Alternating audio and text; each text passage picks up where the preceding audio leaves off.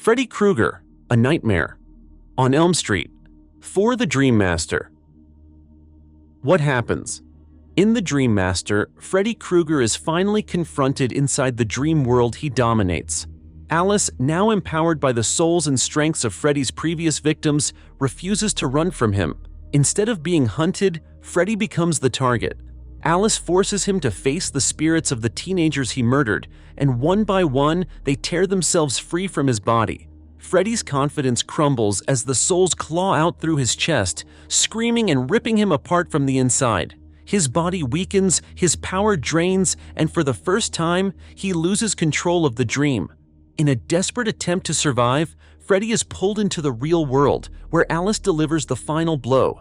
Freddy's physical form collapses, and his reign of terror comes to a violent halt. Why it's painful? Freddy's death is especially painful because it turns his greatest weapon against him. He fed on fear and souls, but those same souls become his executioners. The agony isn't just physical, it's psychological. Freddy is forced to face every victim he ever tormented, stripped of his dominance and mocked by the people he believed were weak. Being dragged into reality removes his illusion of invincibility. For a killer who ruled nightmares, dying powerless and overwhelmed by his own victims makes his end deeply brutal and humiliating.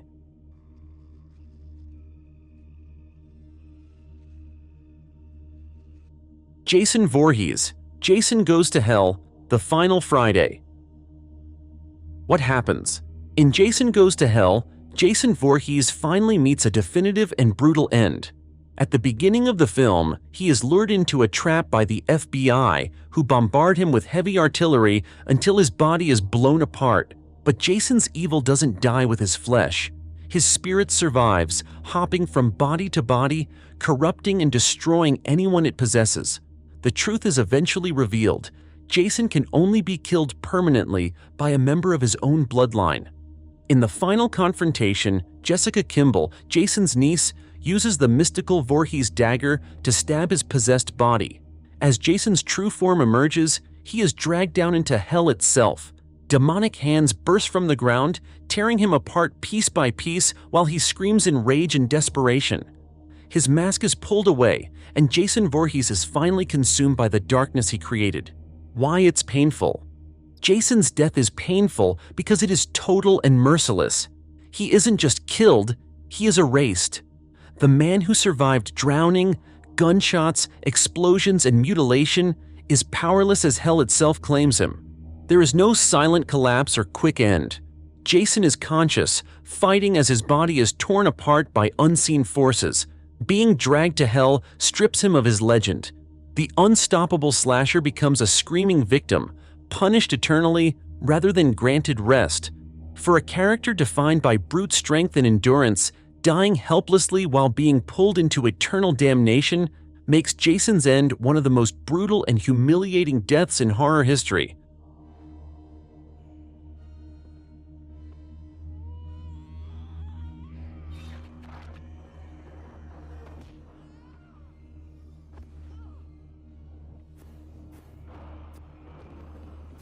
Michael Myers, Halloween Ends. What happens? In Halloween Ends, Michael Myers finally meets a definitive end after decades of terror. Severely weakened and no longer the unstoppable force he once was, Michael confronts Laurie Strode in her home for one last fight. The battle is brutal and personal, no grand spectacle, just raw survival. Laurie manages to pin Michael down, slashing and stabbing him repeatedly, making sure he cannot get back up again. With help, she restrains him completely, drains the life from his body, and confirms what the town has doubted for years. Michael Myers is truly dead. But the story doesn't end there. To prevent myth and fear from resurrecting him again, the town comes together and transports Michael's body to a scrapyard. In a grim, almost ritualistic moment, his corpse is fed into an industrial shredder, tearing him apart until nothing remains. For the first time, Michael Myers is not just defeated, he is erased. Why it's painful? Michael's death is painful because it strips him of everything that made him terrifying. He doesn't die as an unstoppable legend. He dies weak, restrained, and overwhelmed. The silence that once empowered him becomes meaningless. Being killed by Laurie, the survivor he failed to break, turns his legacy against him. The final humiliation comes in the scrapyard. Michael is denied mystery, denied resurrection, and denied myth. His body is destroyed publicly, reduced to nothing but scraps of metal and flesh. For a villain who thrived on fear and immortality, being dismantled piece by piece and forgotten by the machine is a brutally final punishment.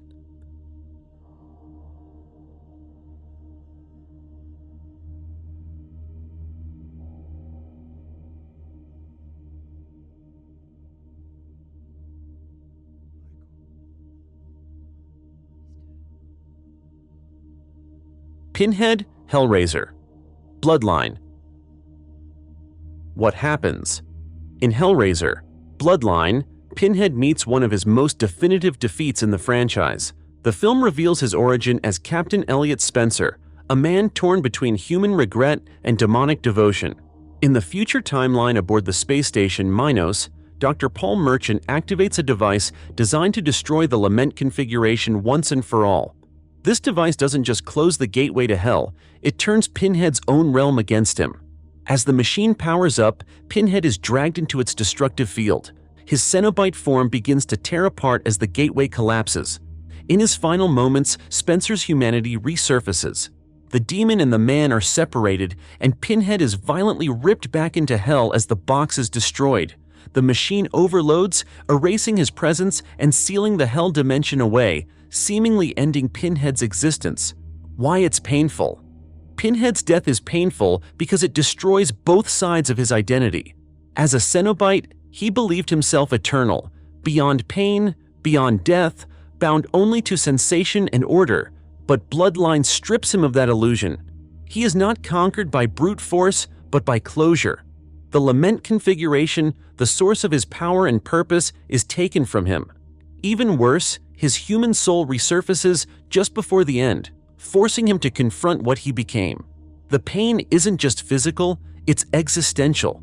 Pinhead dies knowing he was once human, once capable of choice, and that his eternity was a lie. For a being who claimed mastery over suffering, being undone by regret and finality makes his death deeply tragic and brutally ironic.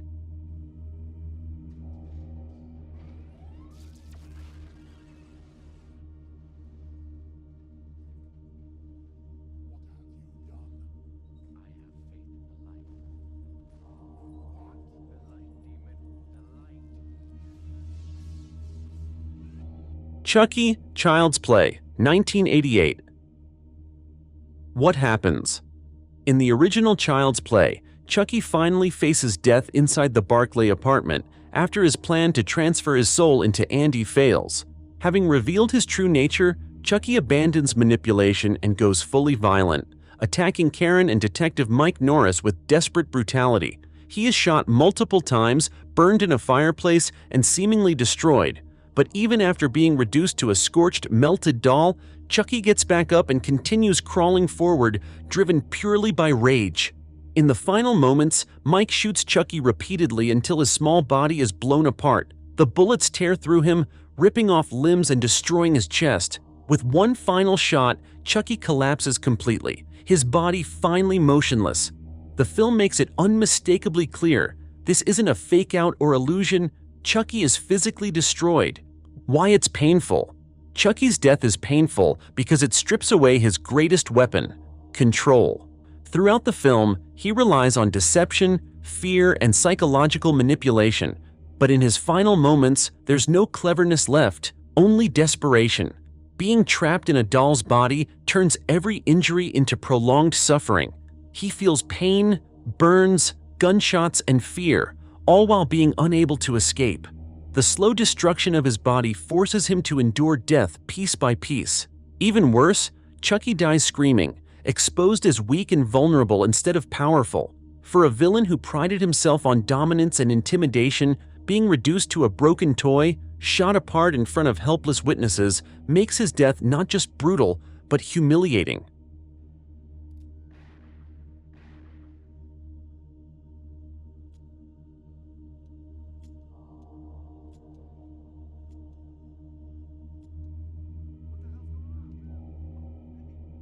Pennywise, IT, Chapter 2. What happens? IT, Chapter 2, Pennywise finally faces the Losers Club in the depths beneath Derry, where the creature has fed for centuries. Unlike past encounters, the group doesn't try to outrun or outsmart him. Instead, they confront Pennywise directly, refusing to be afraid. As they surround him, each member verbally attacks the creature, calling out his lies and exposing his dependence on fear. With every insult and moment of courage, Pennywise begins to shrink, physically and psychologically. His towering, godlike form collapses into something small, fragile, and almost pathetic.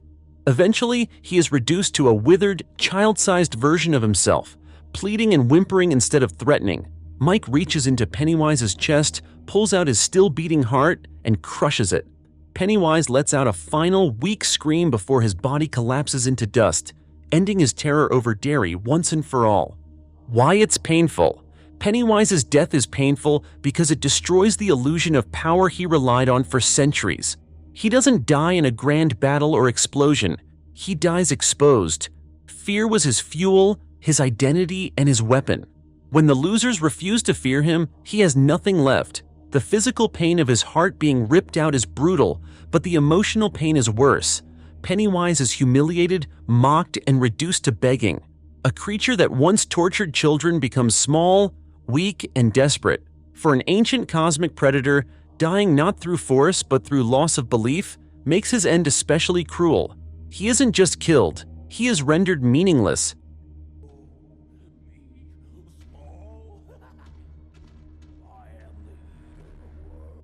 Candyman, 1992.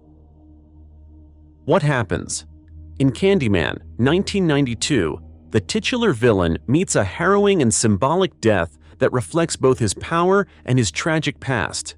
After terrorizing Chicago's Cabrini Green neighborhood and targeting those who dare speak his name, Candyman is finally confronted by Helen Lyle, the determined graduate student seeking to uncover the truth behind his legend. In a tense and climactic sequence, Helen lures Candyman to a mirror, exploiting his reliance on fear and superstition. As he attacks, she stabs him with a hook, the very weapon that defines his murderous legacy.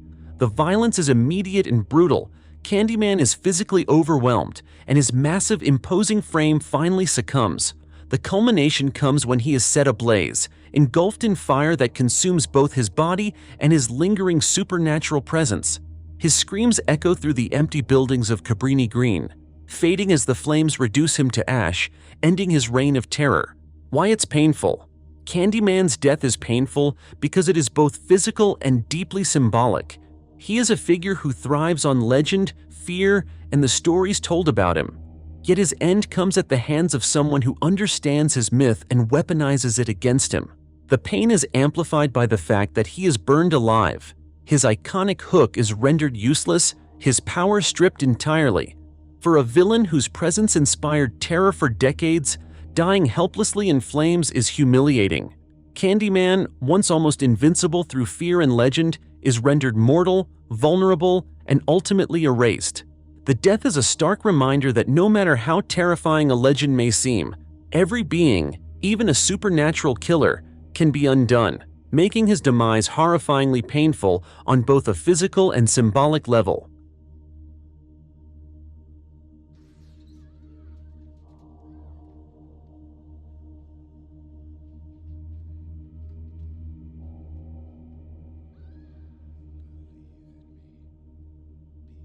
Ghostface, Scream, 1996.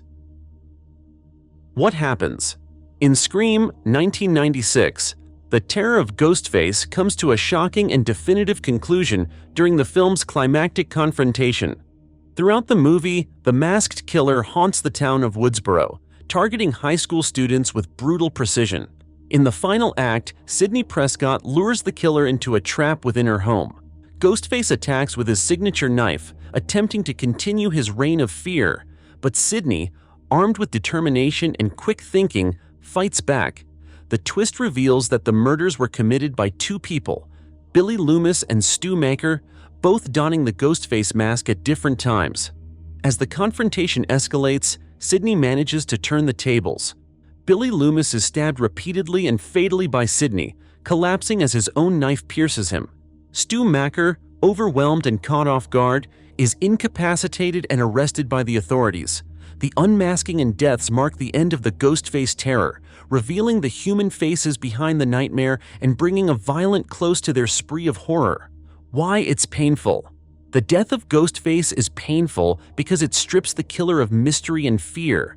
The figure that loomed over Woodsboro as an unstoppable, faceless predator is revealed to be ordinary humans exposing vulnerability. Billy's death is particularly brutal. Stabbed repeatedly, bleeding out while trying to maintain control, he dies powerless against Sidney's rage and survival instincts. The psychological torment is immense. The killer's elaborate plans and manipulation are undone in seconds.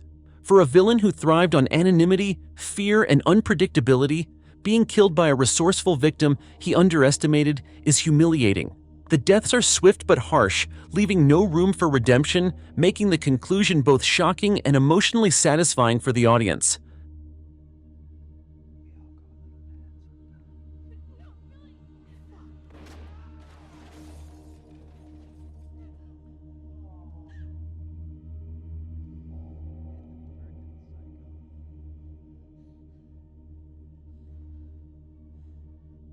Samara Morgan, The Ring.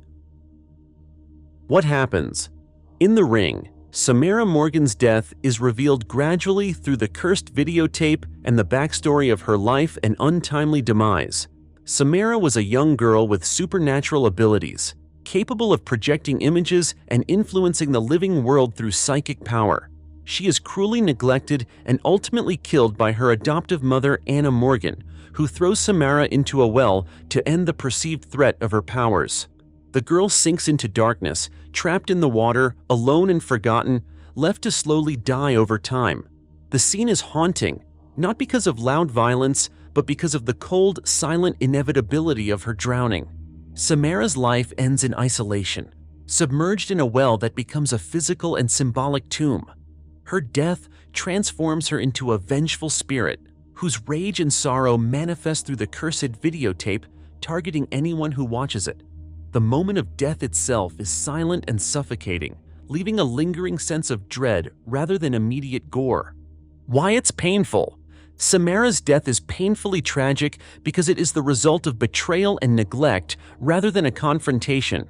She is powerless, trapped, and utterly alone, unable to defend herself against the adults who should have protected her. The psychological and emotional weight of her slow, agonizing drowning is more disturbing than physical violence. Being buried alive in water, abandoned by those who were supposed to care for her, turns her death into a symbol of helplessness and injustice. For a character whose power comes from fear, dying quietly, betrayed, and forgotten makes her end both sorrowful and horrifying, leaving a lasting emotional impact that lingers far beyond the film.